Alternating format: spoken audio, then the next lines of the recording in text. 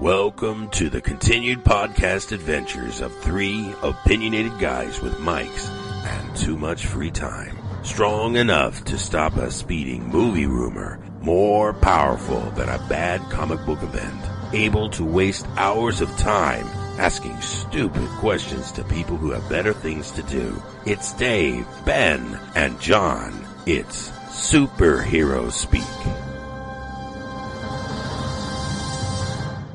Hey everyone, you're listening to Superhero Speak, and I'm your host Dave. Ben. And John. And you know, people, on this show, we want to build bridges, not walls. So on that note... We're getting right into politics. No. Oh, good. No. Oh, this will be lively now. In fact, I'm going to take an extra drink just because. Put the booze away. No. Oh, man. Right here next to me. Okay.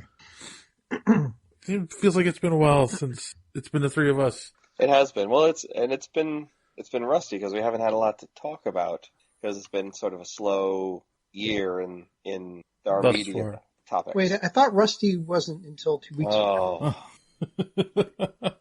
Yes, and we've been busy behind the scenes getting ready for our big live debut. Yep.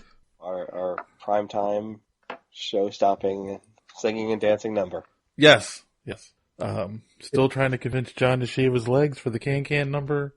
And you know, I think it gives it character, the fuzz. When you have baby soft skin like me, any razor is going to leave a mark. So, what has been going on in the world of superheroes and media? Well, all the DC shows came back. Yeah, I'm excited about that. So by the time this goes up, the day this goes up will be the second episode of Arrow, and I kind of found something. What? It was a great episode. And I kind of found interesting where the direction they're headed with, and it's something I wanted to talk about because we haven't really talked about Arrow on the show other than when we talked about the finales. Yeah. And I think we should talk about this, but I think we should also talk about where they've already gone in the last week in this arena. So, and we're talking about the whole Black Canary saga. Right. So they brought back they with their cliffhanger, their midseason, they left us, seeing that somehow Laurel was back. And of course we learned pretty quickly in the new episode that it was actually their Earth 2 doppelganger, the Black Siren. Yes. And they had this whole, dog and pony show going back and forth. Is she capable of being redeemed, or is she completely, irredeemable? And Ollie versus Felicity, tag team battle. And I don't know. It annoyed me, honestly. Well, it got on my nerves. Yes, I mean, just because any more Ollie and Felicity's relationship just gets on my nerves. Period. But. But I wouldn't even chalk it up to that. It was like, the state of their relationship is good right now. But it feels like they're specifically putting them on the opposite ends of this issue. Yeah, but my issue wasn't actually with either of them in the way they behaved. Okay. My issue was with the way that Laurel behaved, because she was playing this two-faced, attitude where every time Ollie was around, there was this hint that there was a good streak there somewhere, that she was, that she might be redeemable. Like there was some hope, and she just needed the right prodding, and the right people to believe in her. But anytime that Felicity was around, it was, the claws were out, and she was, very much in a different stance. And some of those times overlapped, and yet Ollie still didn't see it. And that's what that just felt like sloppy writing. Right. Well, I think the other thing that bugged me about that aspect of it is she could have just kept it going for a while and really screwed them over in the long run. Yeah. But because she let Felicity know up front, she's still evil, it was like, oh, well, then, we know how this episode's going to end, Yeah. And, we kind of did. Well, actually, we knew how it was going to end. We didn't know they'd only take one episode to do it. I was actually really surprised they let it go. They took care of it that quickly. If they can do Flashpoint in an episode, I think they can handle Black Siren in it. Right. Yeah, but the thing is that they could have It was probably because of what's her name? The one who plays Black Siren. My God, how quickly I've forgotten her now that she's not a regular cast member. But it's probably because she only signed on to do one. Yeah, she probably only signed on to do one episode. Otherwise, it's a CW. They would have stretched this out with the evil twin for the rest of the season. Well, that's the thing too, right? Because at the end, he doesn't take her to Blackgate. He says he's going to keep her close so he can keep an eye on her. And right. So she could end up being like the new version of Andy in the Cell. Right. Remember John Diggle's brother? Right. So it just shows up every once in a while in a cave somewhere. But that's where Ollie pulled a John O'Grady, where excuse me, at the end of the episode, no matter, even though she did all this evil stuff, he still went, maybe there's still hope for her. Yes. Sorry, I had to go there. So yeah. So now that sets up for the arc for the next episode, where they're apparently doing this whole hunt for the new Black Canary. Yes, which I find odd because they've already there's already a new Black Canary out there. Right at the end of that episode. Right, like that sort of feels like, I don't know, like they're putting their eggs in one basket essentially. Like they could have drawn this out too. They could have made a thing where they were looking for just female vigilantes who were out there doing things, not necessarily someone who happened to have a sonic scream already on. Yeah, deck. How does that work? I mean, Metahuman. How do metahumans work? How do magnets work, for that matter? No, it's all magic. So yeah, it's a fair problem that we don't really have a good answer to. Like, no, they definitely seem to just sort of thrust us into this. We're going to look for a replacement, and oh, by the way, here's a replacement that's already out there. Are they going to find each other? Who knows? Tune in next week. Right, who has the power set without having the gear that Laurel had in this universe. Is her name going to happen to be Dinah? Yeah, but they already have the mother. Laurel's mother's name was Dinah. And Laurel's name was actually Dinah. She just went by Laurel. Yes. Just like Star City went by Starling City for a while. Yes.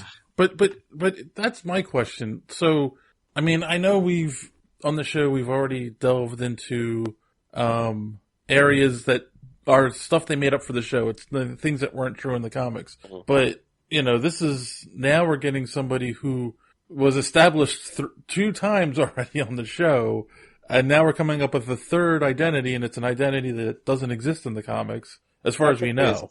Well, I'm sure that her origin is different. She got bit by a radioactive speaker or something. Well, there was briefly the Artemis girl was briefly Black Canary for an episode last season.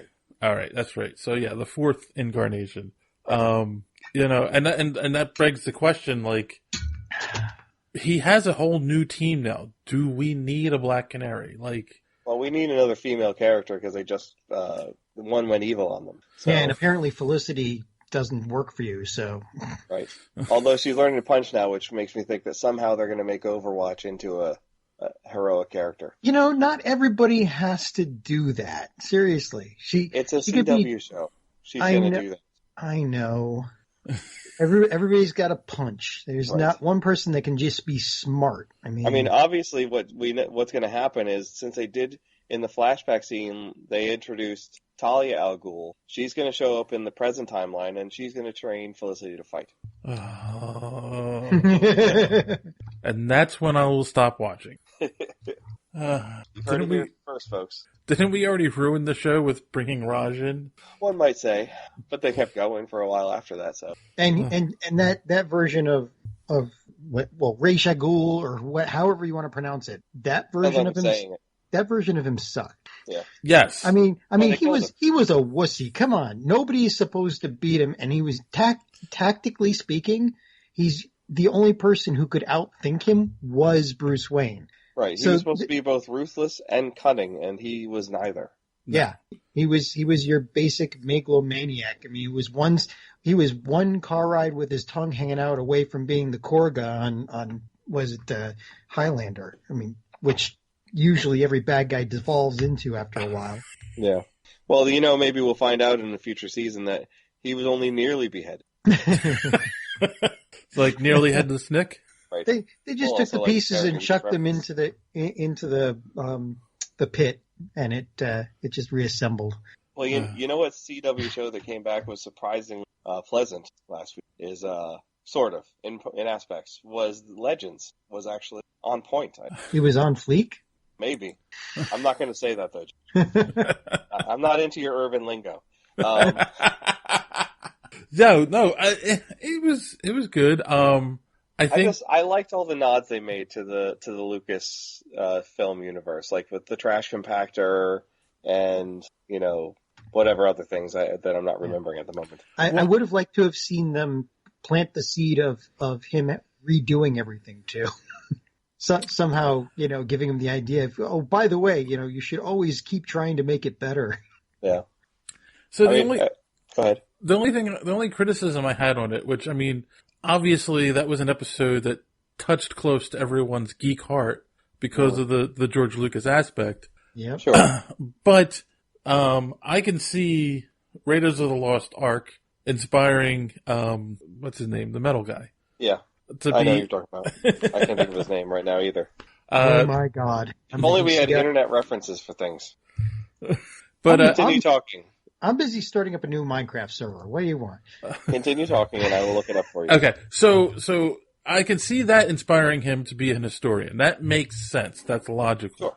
But the Adam didn't become an engineer because he didn't see Star Wars, where it's like, I would think he'd be more influenced by Star Trek to be an engineer, not Star Wars. Apparently he was influenced by Star Wars, so it is what it is. I mean, yeah, I see the parallels, but at the same time, that's the way they decided to write it.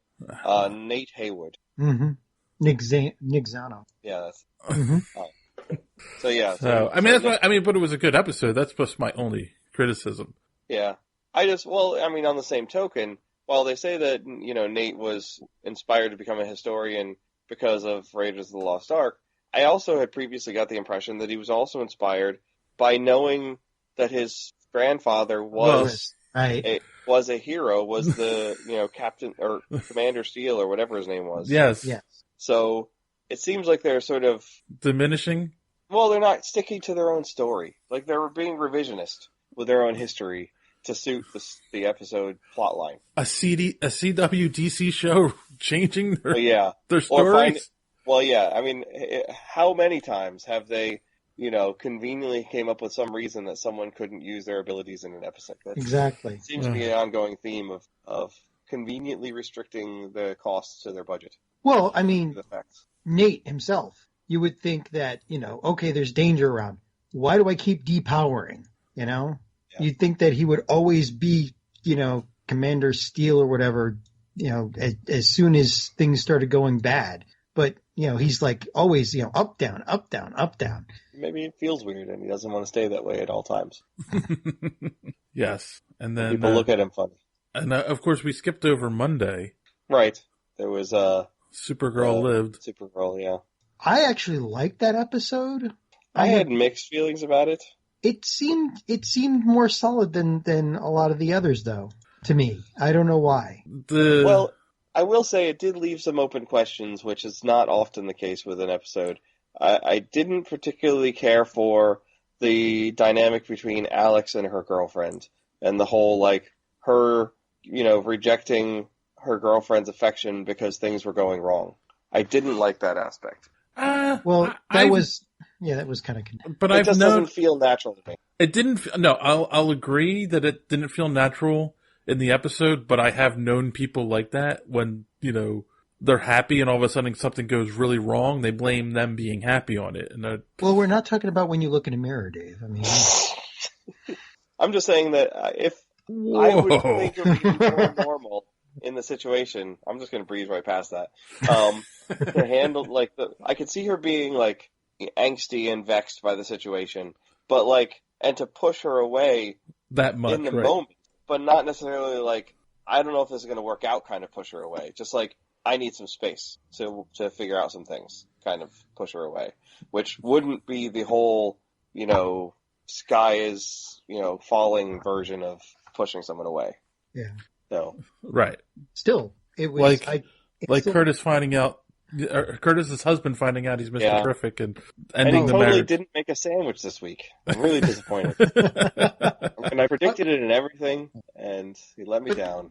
But that goes back to the whole no superhero can have a healthy relationship problem. You know, I mean, I just you don't see any superheroes that have healthy relationships because the writers are too lazy to try and write, episodes where that No, it's not lazy. It's not lazy. It is. No, I think not. It's on purpose. Yes. They don't want their heroes to be happy and complacent because because it's not dramatic. Right. Yeah, but that's the thing, though. If you're a good writer, you wouldn't need that kind of conflict in order to make things. Things can be dramatic and exciting, and the hero can be under stress. Arrow, though. What's that? Have you watched the last 4 seasons of Arrow? That is like the theme music of that entire show. Have you read a comic book? Yeah. Well, comic books. Yeah, you have the problem of comic books are even more soap opera-y than what we're watching on television right now. Remember Hal Jordan found his girlfriend in a refrigerator. So, I mean, come on. That was a dark era of comics. So it's tough to be in a relationship and be a superhero. That's the rules. Definitely.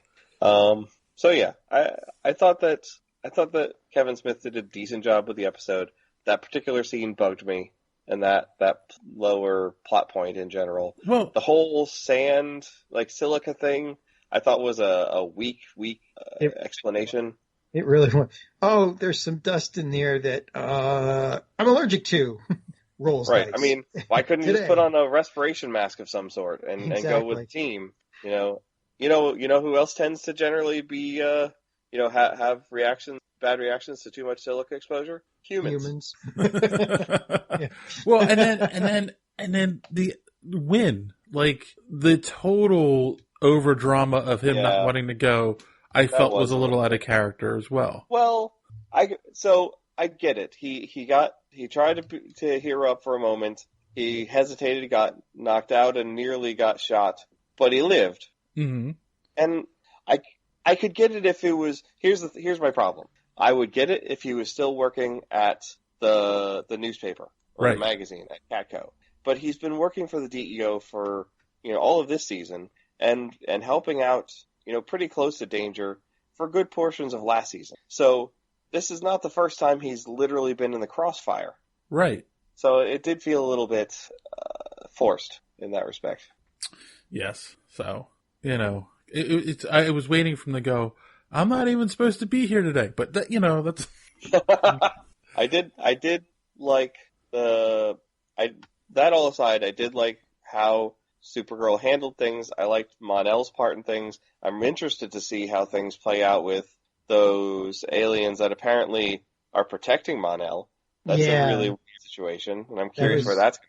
Although it was kind of obvious when they bowed to him, and Supergirl was right there in the background, glancing back and forth, and didn't quite notice the plot point going on. Well, it's that is another common issue. People don't notice the things they don't want people to notice. Yeah.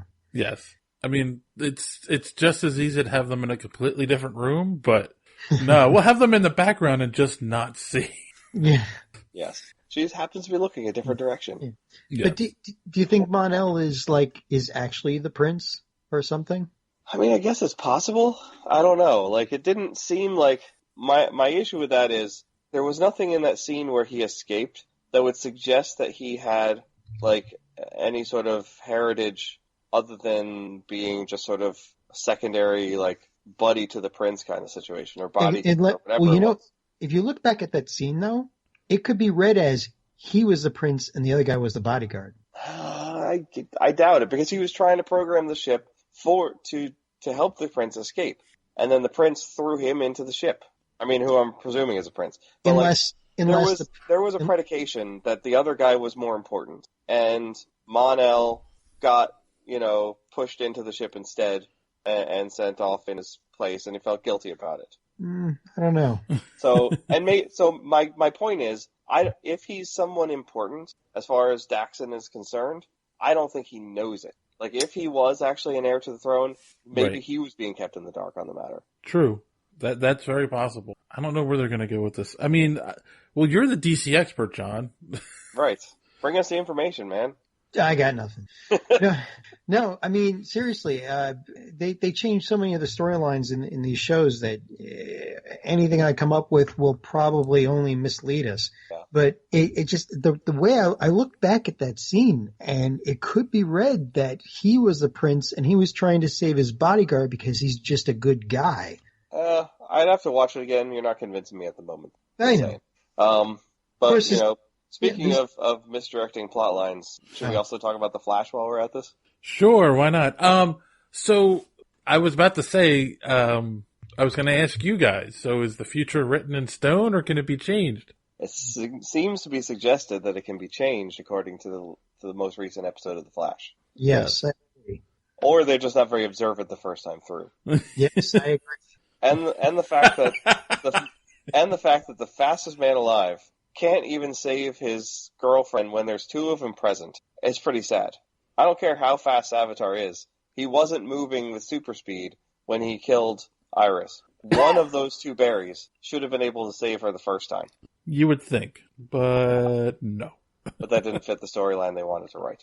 No, exactly. And it was like, I hate that every time that happens on the show. Because it's happened a couple of times where he kind of freezes and goes, no, and watches something happen in front of him. These standoff moments where, you know, he can run across the country in a matter of seconds, but, like, he can't run over and grab whoever is about to get phased through or stabbed, you know, in that heartbeat before it happens. Right. Well, that's because Savitar could do the stabbing at that range much faster than he can do the running. I guess so, but he didn't, and Barry didn't try. Yeah, well, who cares? Just pointing that out. And also, apparently, I love the MacGuffin of throwing in news stories that none of us saw, you know, last at the mid-season cliffhanger. It's like, oh, well, I remember there was a news story about this, you know, whatever, the plunderer being put in jail. Like, and you're like, what? No, that didn't happen. Like, but apparently it did now. And then they went and vibed to see the rest of the stories. Yes. Because that's the thing now. Vibe can vibe himself the future. Well, because Barry was there. Yeah, but that basically makes him. That basically makes him omnipotent. Yes. But here's the thing: Barry can run as fast as he wants to and travel through time anytime he wants to. Yeah. Like, he's run back into the past and saved his mom 3 times now, and he's only once has he needed aid to do that. Like, he could do that any time to run to the future as well. You know, at one point he's going to go into the future and he's going to see 2 versions of himself sitting there eating popcorn, just watching. God. Like, don't worry, we're going to save it the next time. Right, Yeah. but that's true. Like, why did he need Vibe to vibe him into the future if he could just have ran into the future again?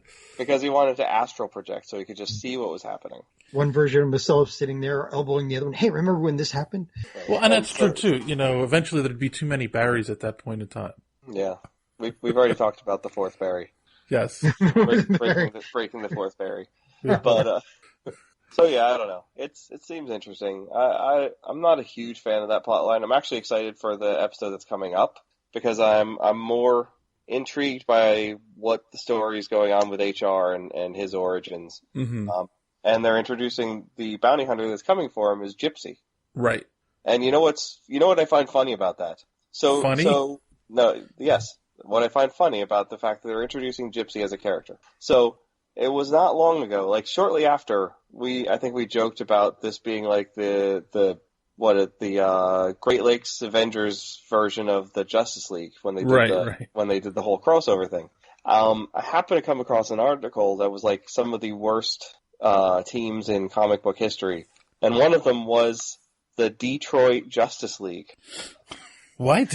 There was actually a team called the Detroit Justice League, and it wasn't really literally called that, but it was basically the team relocated to Detroit, and the only original member was the Martian Manhunter, and he basically put together a team of all these other characters that involved Vibe and Gypsy and Vixen and basically most, like a handful of the other ones that are on the shows right now.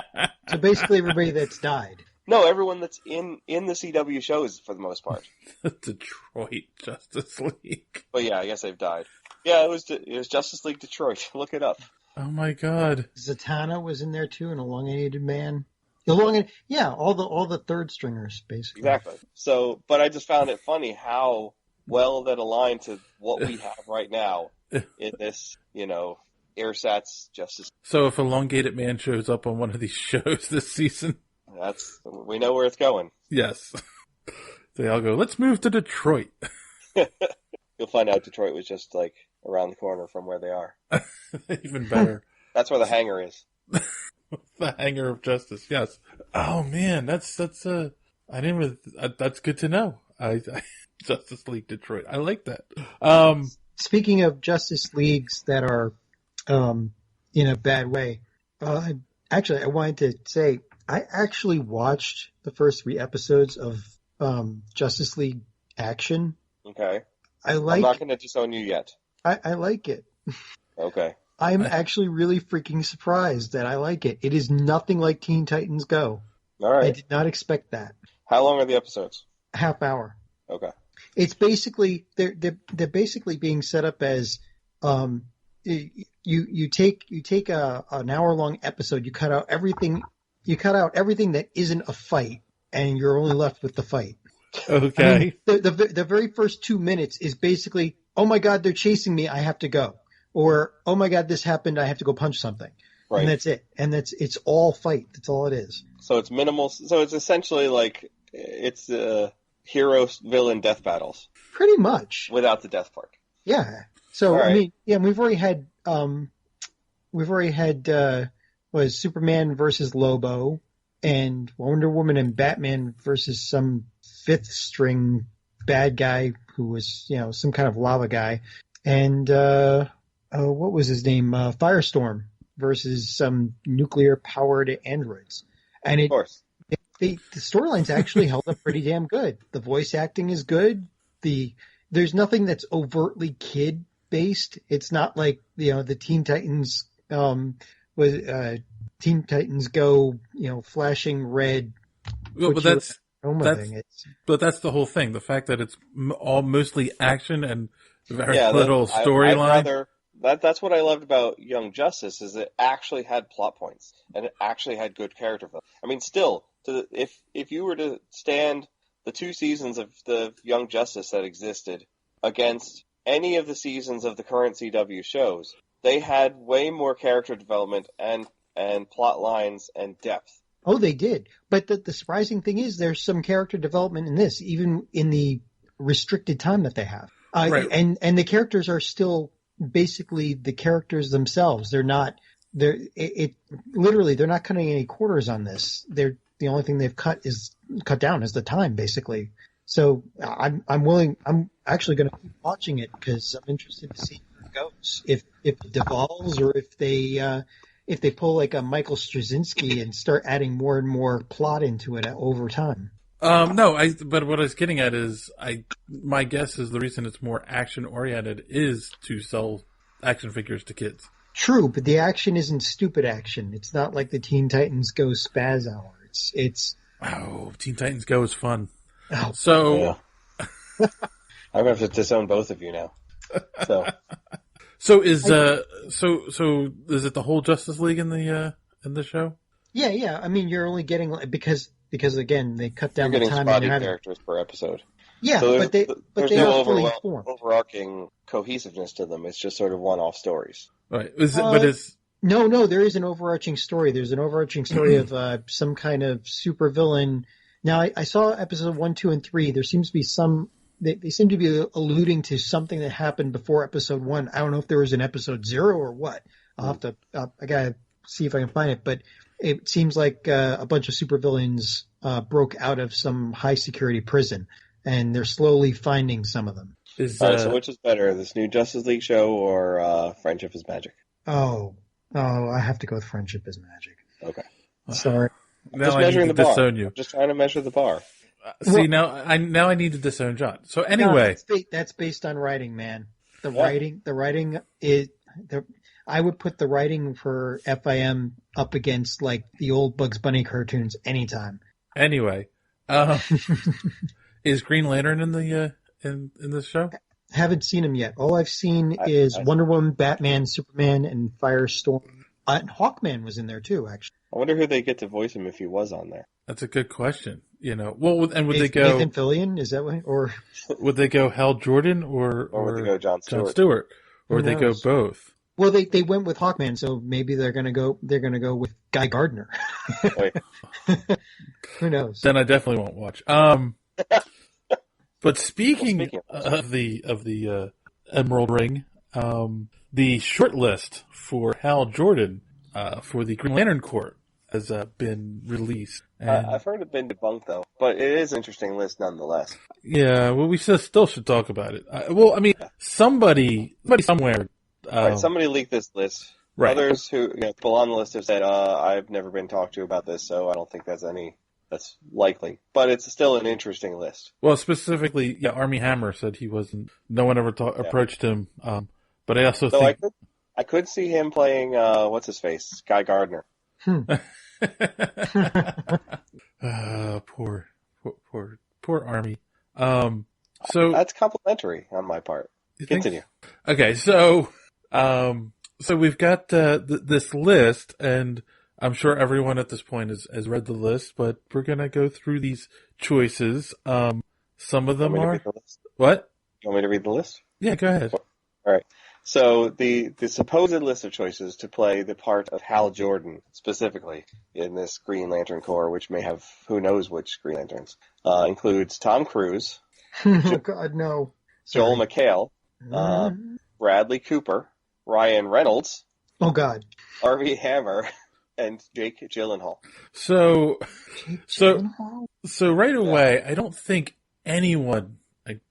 Don't get me wrong. I'm not saying he's a bad actor, but I don't think anyone wants Tom Cruise to play Hal Jordan.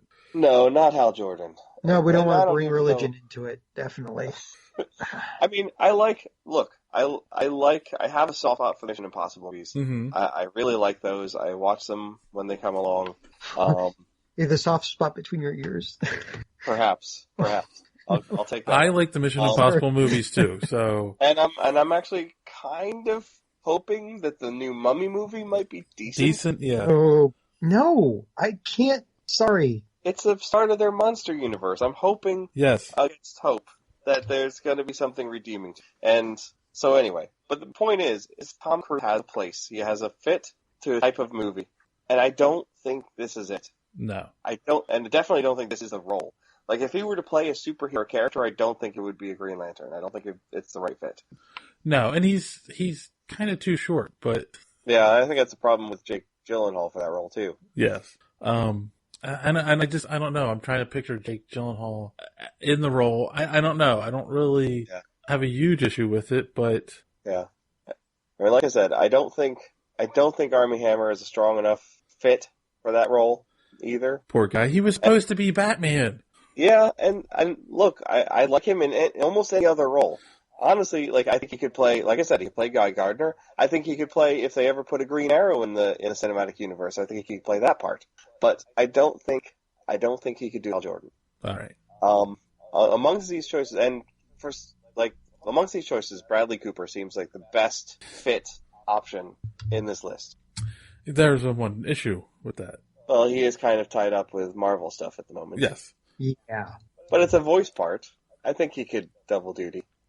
True, but we don't know what the contracts are like. That them from being able to cross those aisles. I think he'd be able to. Yeah, maybe. I guess too, especially going back to the fact that it is a voice part, so you're not seeing Bradley Cooper's face as Rocket. You're just hearing his voice. I think it'd be a little different if he was, say, Captain America. They might have an issue with it then. Yeah, perhaps. And Joel McHale just feels like they'd be doing like the B movie version of the first one.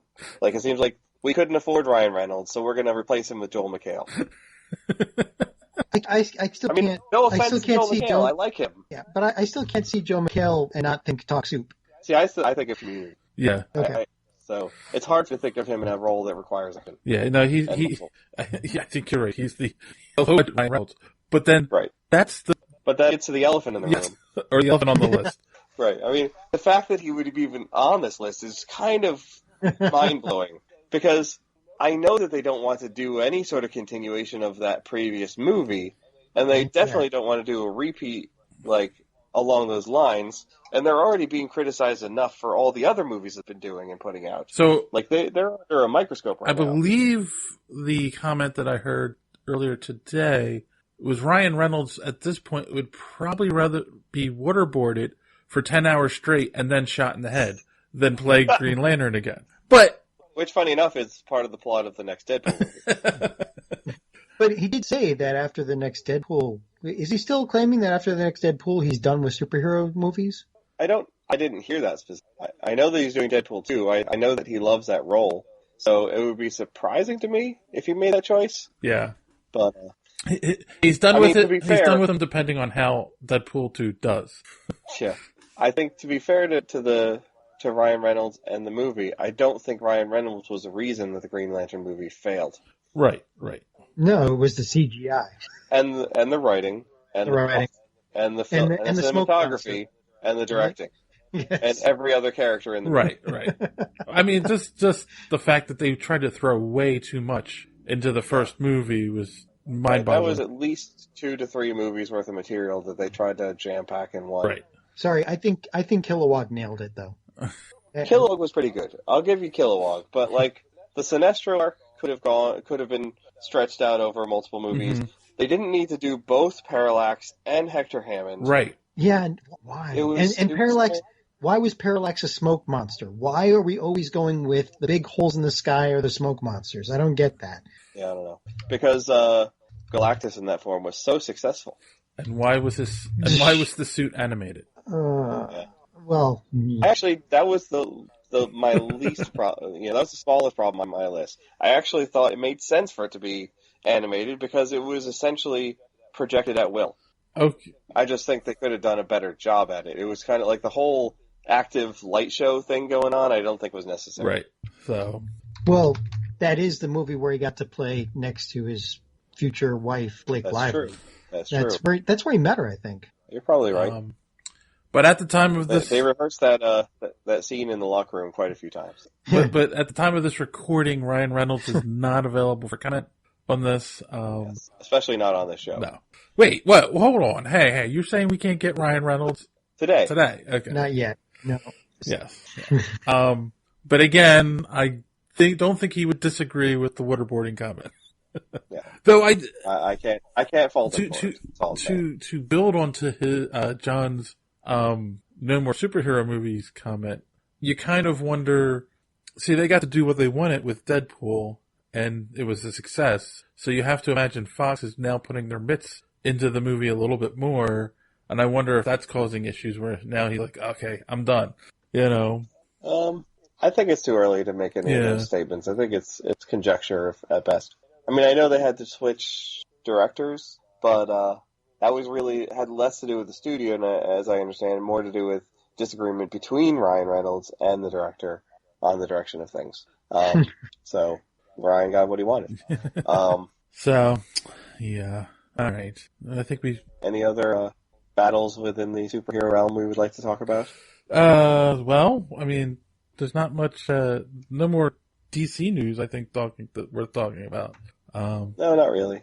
We could marvel over some other properties. Yeah. So Cloak and Dagger. They have cast the lead roles for Cloak and Dagger. Yes. See, now I think I don't know how they're going to replace Dabney Coleman. But he would be a difficult man to replace in his. They could CGI him though. I mean, they did. He was imaginary to begin with, so it would fit. Yep. So I don't think Dave means that Cloak and Dagger. Yeah. So on the Cloak and Dagger, based on the Marvel comic book characters, TV show that's coming to Freeform, obviously previously known as ABC Family. Yes, Dagger will be played by Olivia Holt and Cloak by Aubrey Joseph. Or is that backwards? Olivia's that's right. Okay. Yeah, that's right. I know they're both female sounding names. Seem like a female name, but it's also a dude's Well, name. I listened to a podcast. One of the hosts' name is Aubrey, and it's a girl, so that's why I'm confused. Yes, shout out to Wizard. So anyway. So Aubrey Joseph is playing Tyrone Johnson, also a.k.a. Cloak, and Lily Holt will be playing Tandy Bowen, a.k.a. Dagger. Yes. And so it's going to be on. Now, see, I haven't watched the channel since they changed the name, but is it still like ABC Family? So it's still more of a family form oriented. I would imagine so. Like I'm going to go out on a limb and say that it's probably like while they are heroes, like with superpowers. A, it's probably not going to cross over with any other Marvel shows. It's going to be its own little pocket universe. And B, it's going to probably mostly deal with high school level drama. Yeah. For the most part. Yeah. And the actress is like 19. Yeah. And so, I mean, that said, I'm willing to give it a try. Mm-hmm. Like, I like these characters, even though they were never really given their due a lot in the comics. Although I have to say their run in the Ultimate Universe in the past couple of years was really solid, I think. Mm-hmm. A really good reimagining of them. But yeah, I always found them to be interesting tertiary Marvel characters that I would like to see fleshed out. So I'm going to give them. I'm optimistic. Right, and then I'm wondering if they're going to deal with the runaway aspect of the characters. That's a good question. Or if they're go ahead. Or if they're just going to be high school students, or do they run away because they discover their powers and people don't accept them? Well, they could base it on the way that they were depicted in the Ultimate Marvel Universe, which in that storyline, the way that they got their powers was through they were selected for experimentation by the Roxxon Creation, and the way that they got access to them is they were both going to high school prom, got in a bad car accident, both were in near critical condition and comatose, and their parents were told that they weren't going to make it, and that they would have to make the decision to pull them off life support, and so they did, but they weren't actually fatally wounded, and so they basically declared them legally dead, yanked them out of there, and secretly did experiments on them. They pulled a RoboCop. That old story. That old, yeah. Tale is old as time. So I'm just saying they could go that route and have them become essentially fugitives who can't go back to their families, otherwise they would put them in danger. So, like the playing on the old Hulk live action show where he's on the run, right? The drifter aspect of it. Yeah. I see. I'm curious though what supporting characters and villains they would have access to for this show. Are they going to have to make up characters, or are they going to be scraping really deep in the Marvel barrel for a handful of canon characters to play around them? That's a good question. And again, I mean, is it going to be its own thing? Is it going to be it's technically it's an ABC channel. They could technically cross it over with Agents of S.H.I.E.L.D. and Inhumans. Right. And the article that I read doesn't say it, but kind of hints, at that, because they mention Agents of S.H.I.E.L.D. and Inhumans in the same article. Yeah. And that they're all they're all being run by Marvel Television and Jeff Loeb. So it's right. So there is a possibility there that they could get some crossover there. Maybe what they might do is they'll find a way, since they've never got anywhere with Marvel's Most Wanted, the spin-off that they were supposed to do with Black Canary, not Black Canary, Mockingbird. And Lance Hunter. Maybe this will be a new place for them to pull those characters in. Yeah, and I'm sorry, I'm still ticked about that. Yeah, no, I like those characters a lot. And they left the show. They wrote them off the show, and they left the show because they were supposed to start their own show, and then they canceled their show, and they got screwed out of it. They never brought the actors back. Yeah. Well, I mean, they wrote them out in a way that made it really difficult to bring them back. Then, but they could do it now. Of the circumstances. Because, it's all back on the up and up again. Yeah. They can figure out a way. Perhaps. But, if they did go the whole, Drifter Hulk route, they would be a good fit for that as, rogue mentors out on the run. Right. Well, I don't know if Rogue needs mentors, and I don't think she's going to be in the show. But it's... But, we could... That's a good segue there, Dave. You're on point with your segue game today, Dave. But she might show up in the new X-Men TV show, which we know nothing about other than making one. Right. Except we learned today the pilot episode is going to be directed by Bryan Singer. Dun dun dun. So it's doomed to begin with. Yeah. No, wait. We're supposed to like that, right? No, I don't. I don't know. It's back and forth. Like, he's done some good X-Men movies, but he's also done some not so good X-Men movies. Exactly. So I really don't know whether I should be happy about that. I don't know. Well, I mean, is it like Star Trek where every other one is good and the ones in between are bad? It could be. And we don't know. We won't know anything because right now we don't even know what characters are involved in this show. Right. We don't know the characters. We don't know the storyline. We don't know, like, is it, because they say X-Men TV show, but that could just mean it takes place in the X-Men universe. So it could be X-Force. It could be, any of those offshoot X-Men teams. Right. It could be a pocket universe that isn't related to the movies at all. It could be an offshoot of the movies. Who knows? It could be Excalibur. What? It could be Alpha Flight. It could be the Canadian team. Oh, whoa. That would Isn't be that funny. the Canadian team? Alpha Flight? Yeah. Sasquatch and a few others. I forget who was on that. It's like some Canadian star guy. Star guy. Star guy. I don't know. Canadian version of basically Captain Britain. I'm only remembering the covers that probably got down in my basement. I don't even think I ever read the book. I just bought a few and it was in my pile. He bought it for the artwork. Yes, I know. Just like his Playboys. I mean, No, that was the Marvel swimsuit issue. you're not helping your argument. I know. Yeah. Well, it's a step up. So, Okay. speaking of stepping up, Stepping up. we know someone's going to have to be stepping up in the next Star Wars movie. You missed a piece of Marvel news, but we'll go into that. There, see it on this list. It wasn't important, so we'll go into that. So, Ooh. Oh, that one.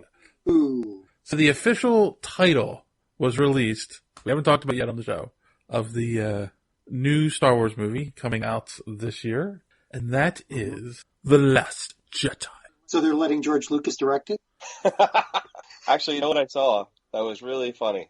Someone put together the title screens so that they released the official title screen with Star Wars in red with The Last Jedi written between, right? Mm-hmm. And they have the previous one in yellow with Force Awakens. So someone put together, made a third one for Episode 9 in blue, and then put in between it From His Nap. So if you read it across, it says The Force Awakens, The The Last Jedi from his nap. Nice. So what we've had this discussion offline quite a few times. What do we think The Last Jedi means? It means that George Lucas is directing. Oh, duh. So that's my thoughts. Yeah. So what I think, I'm the optimist. When it comes to this, I'm optimist that they know what they're doing. And so you look at the story arc so far. You look at the prequels and the underlying theme of the prequels that everyone was so gung-ho about Anakin being the one to bring balance to the Force is, I think, everyone was wrong in that they were absolutely right. They thought he was supposed to bring balance to the Force, but they didn't know what that meant.